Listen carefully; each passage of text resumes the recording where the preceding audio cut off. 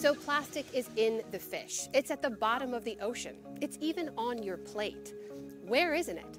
Look, more than 9 billion metric tons of plastic have been produced since 1950. That's the weight equivalent of 27,000 Empire State Buildings or more than 1 billion elephants. So when and how did our addiction to plastic first begin? What can be made with plastics? Cosmetic containers and cockpit housing. Plastic was a new material that transformed the consumer landscape. When large-scale production began after World War II, the potential for growth seemed unlimited. This paratrooper floating down to welcome Mother Earth is depending on plastics to get him there safely. The durable material did and does make some aspects of life safer. They take better care of little cuts and scratches. Not to mention more convenient. And ultimately, over decades of use, a disposable way of living evolved. It's tough and light. Its future was so limitless that by 1967, Dustin Hoffman received this career advice in the film The Graduate. I just want to say one word to you. Just one word. Yes, sir. Are you listening? Yes, I am. Plastics.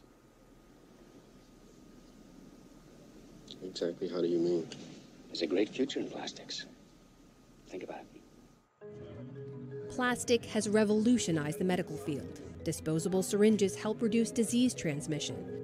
Prosthetic limbs make life easier and more comfortable for amputees. In grocery stores, plastic helps reduce food waste by keeping foods fresher. And don't forget, mobile phones have many plastic parts. Over time, the global appetite for plastic has only grown.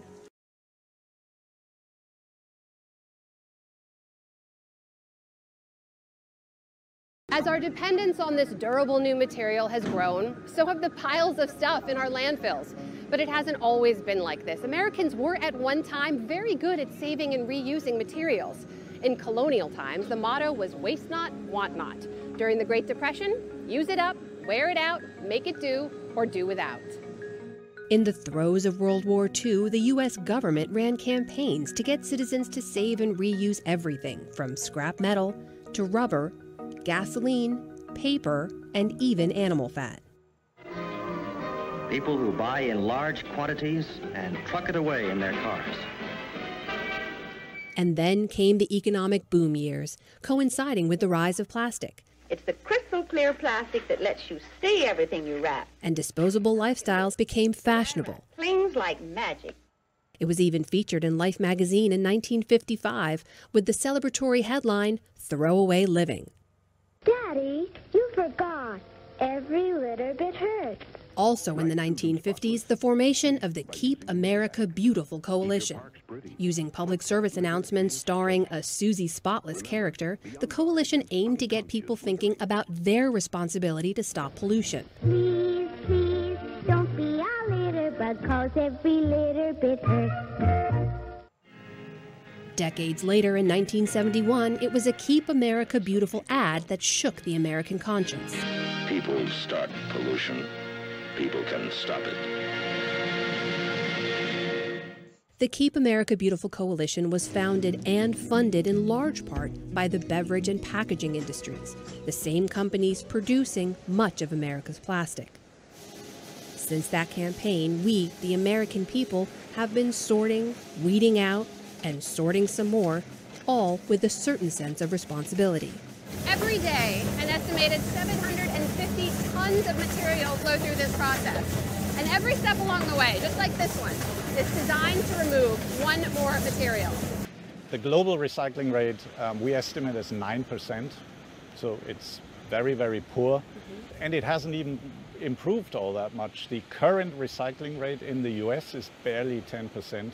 But even in Europe, it's like 30%. I would say that the way we recycle plastic at the moment is not part of the solution. I would even go as far as saying it's part of the problem. Recycling is part of the problem. Why is that? So even recycled material, you can't cycle it forever. Eventually, you have to dispose of it. So the only way to reduce disposal is make less plastic, and that's the only benefit of recycling.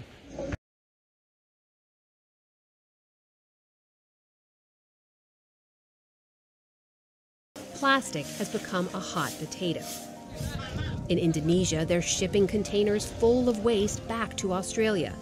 In Thailand, activists are taking to the streets to protest the trash trade.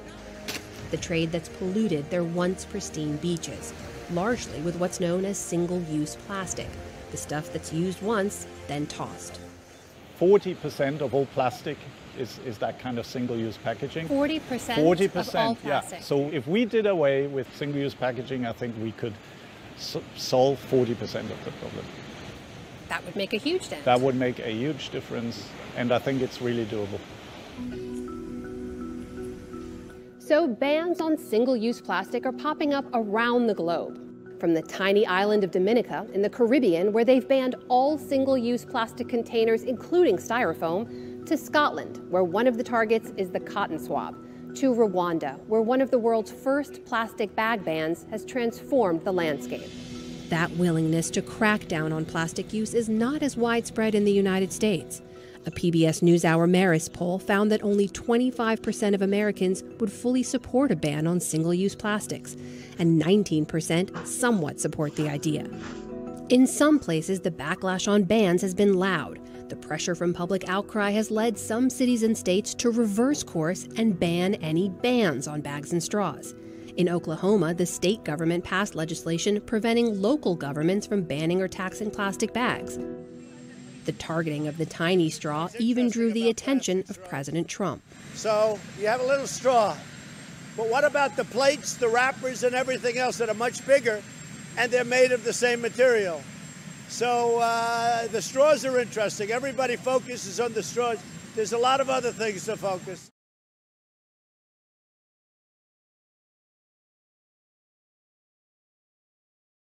Pedro Edmonds Paua is the longtime mayor of Hangaroa, Easter Island's one town. He says over the years, the plastic problem has only gotten worse. It's coming from everywhere. It's too much.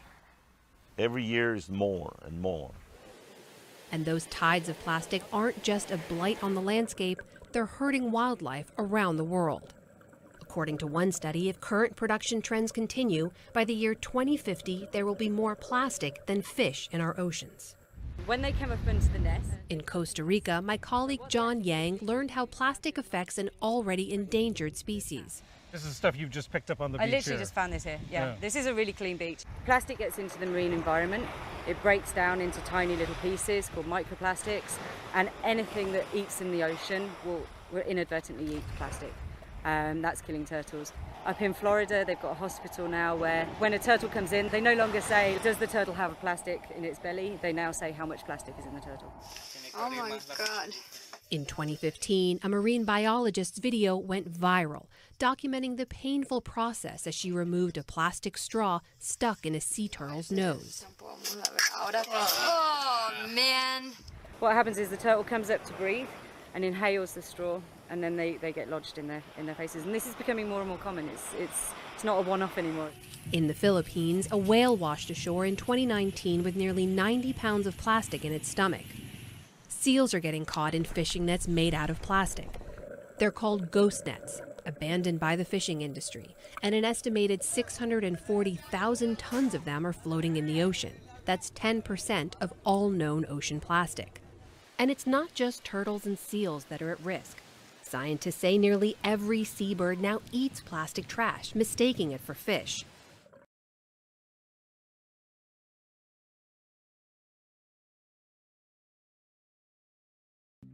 Today, the Coca-Cola Company sells over 120 billion plastic bottles a year. Laid out end to end, those bottles could wrap around the circumference of the Earth 700 times. It's a very big problem that has to be solved. This cannot be done alone. Bea Perez is Coca-Cola's Senior Vice President for Sustainability. If the planet is not stable, if communities aren't thriving, then no one's going to win and business is not going to be successful. Changing the packaging itself to make it more recyclable is another goal of the company. By 2025, Coca-Cola wants all its packaging to be 100% recyclable. And by 2030, the company wants 50% of new packaging to use recycled material. In 2018, that number was at 30%. Yes, this is a priority for Coke, absolutely. And so you either pay today or you pay tomorrow. You're going to pay by either losing your consumers who give up in your business because they say, because we know if you look at all of the data coming with this next generation, millennials started it, I'd say this next generation Z is there in terms of purchase consideration. They're saying, I'm not going to purchase brands that do not leave a positive impact or legacy in society. I don't want to feel badly about the products I'm consuming, so help me understand what you're doing to solve these problems. We know we're going to lose consumers if we don't do this. So we're going to pay one way or another, so it's better to invest today, do the right things, and ensure that we also have a strong business because we're doing the right things.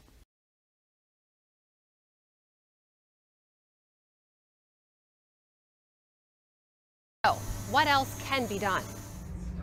Right now, the only option for large-scale total disposal we have is incineration, literally burning the plastic. But that solution can create another problem, releasing toxic chemicals into the air. What is in here? So these are bags of dirt that I collected from various sites around the Houston area. To bypass incineration, Morgan Vague had a hunch when she was a student at Reed College in Oregon. If plastic really is everywhere, maybe, in heavily polluted areas, bacteria have evolved to eat it. And maybe those bacteria could take a bite out of our plastic problem. So she collected samples from some of the dirtiest places around her hometown of Houston, Texas, like sites of past oil spills and sites deemed contaminated by the EPA, and brought them back to the lab. So you identify the bacteria you want to take a closer look at, and then you put them in these test tubes. Yes. And the only food you give them, basically, is a piece of plastic. Exactly. And we were fortunate to find some that did a pretty good job. What would you name it? Have you thought about that? Pseudomonas morganensis is the tentative name. I like that you've already thought of that. Oh, yeah. But name or no name, her plastic-eating bacteria is promising, even if it has a ways to go. They have this ability, but it's incredibly slow, too slow to be useful for us. So what can we do really to make the plastic a little more appetizing to these little bugs? Pre-treatments, kind of like marinade on the steak, right? What can we do to make these a little more palatable?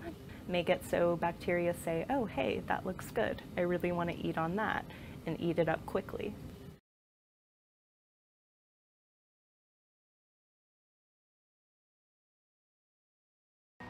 At Unboxed Market on Toronto's historic Dundas Street, single-use plastic is already a thing of the past. Shoppers here bring their own containers to transport everything home. Somebody in the winter had a glove and they put eggs in each of the fingers of the glove so that they wouldn't bang together. However you like. They put eggs into a glove? Into the glove. Yeah, it was amazing. So milk. No. I go through so much milk in my house. Yes. How do I get milk here?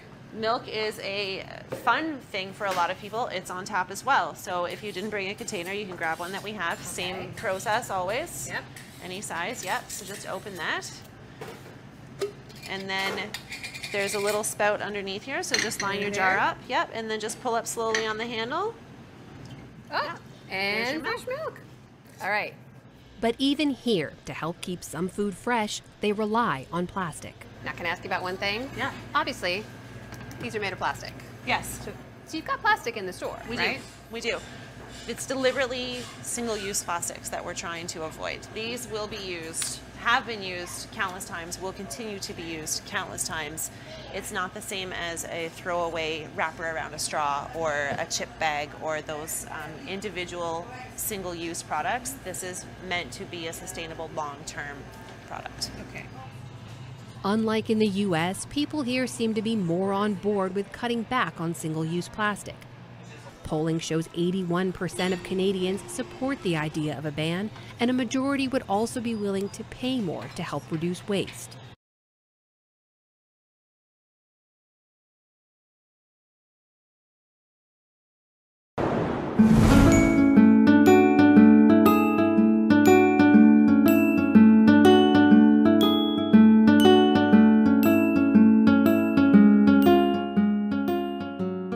So a gyre is a natural phenomenon.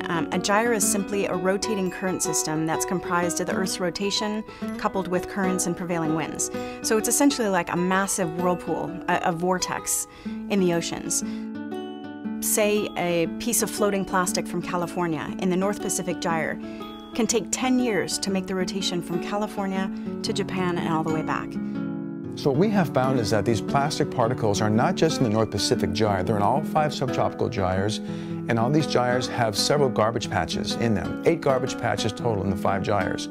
So that was our inspiration to start the 5 Gyres Institute, to look at this plastic pollution issue on a global scale and try and show the world this is an international problem. These plastics are coming from every continent in the world. So it's essentially like a plastic soup of all of this disposable waste that we create on land masses, from California to Asia, Canada, Mexico, enters this North Pacific Gyre and gets swept up into this accumulation zone. Islands in the gyres we're discovering are the natural nets for trash at sea. It's impractical to try and scoop out trash out of the ocean. What we can do is wait for it to wash ashore. So to clean a gyre, clean your beach, clean your watershed, clean your street. As close you can get to the source is a better way we can solve the problem of plastics in the ocean.